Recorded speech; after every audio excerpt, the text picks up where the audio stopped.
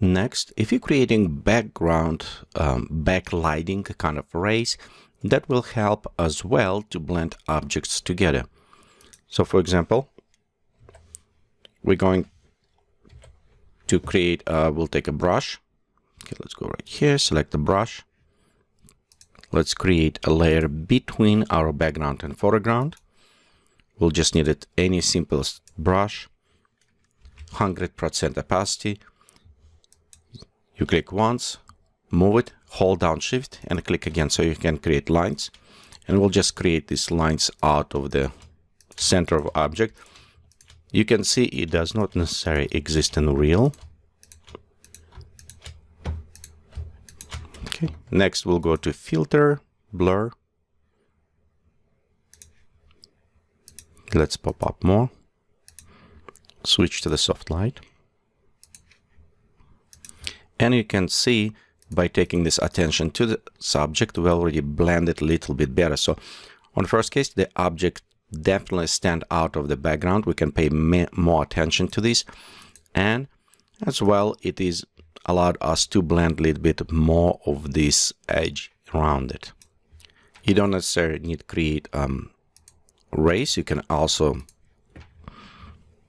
just select object, and even you just create uneven areas, blur. We always want to do have it blur, kind of like this. Let's go switch to soft light, and you can see again, it's help us to blend this object. Again, this is serve couple purposes. It is bring attention to our object and help us to blend this edge a little bit with our background.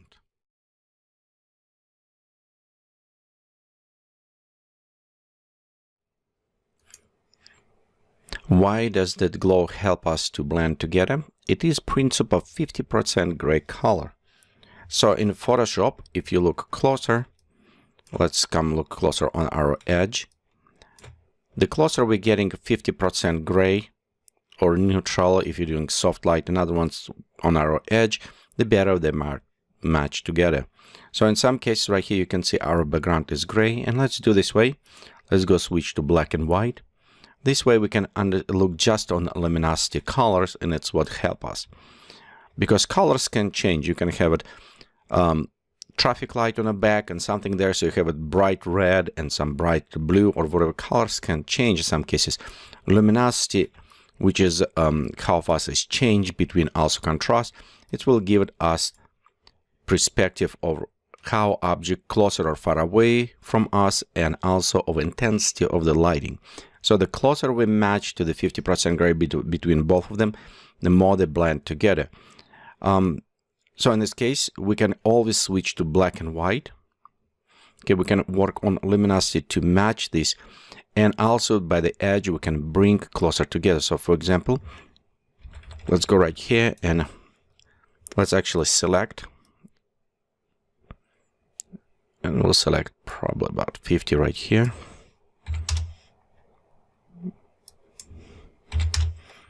So about 50. Okay. And if we start, okay, actually, let's go create new layer, and you can see we kind of start right here going with the gray layer. And edge will become a little bit better blend together. Of course, if it's gray, if it's 50% gray, it almost won't be effect. It's obviously not 50-50, but it will have it no effect at all. But as long as we take these two edges and bring them to 50% on both, they will blend together very well. So this is kind of idea of also creating some of those highlights and lighting. It is bring that contrast on both them down.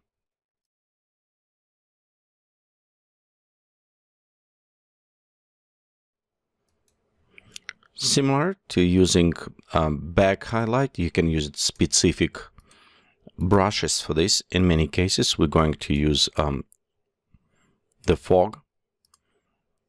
And you can see as well, be sure it's 100% set. When we start putting fog behind, It does again help us to blend together. Remember, we bring to the gray kind of background, so it is match.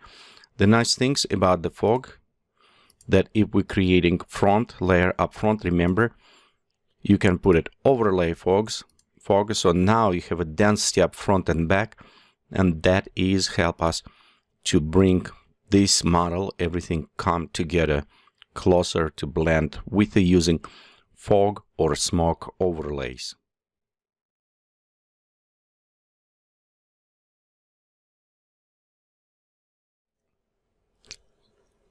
Applying the global color adjustment from your foreground and background will also help blend image together. You can use it external programs for this, or you can use it with the curves inside the Photoshop. So right here, very fast example, we switch to the color mode, and we can just apply very dramatic change. And you can see by applying tone correction for global, both of them, we're changing the temperature to matching for both of the images, and it's helped them blend together. So by applying global color adjustment to the background and foreground.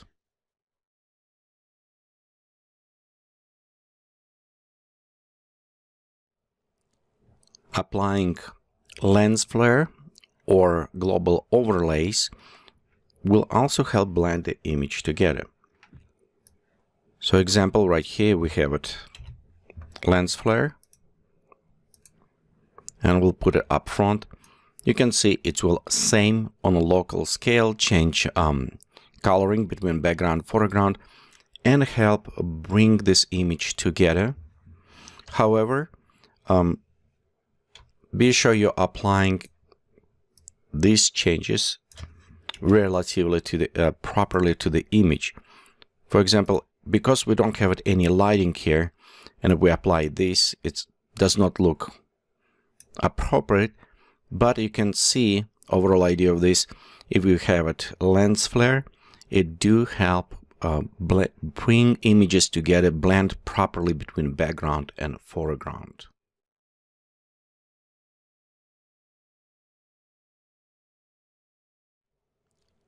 Global overlays or ranges also will bring images together.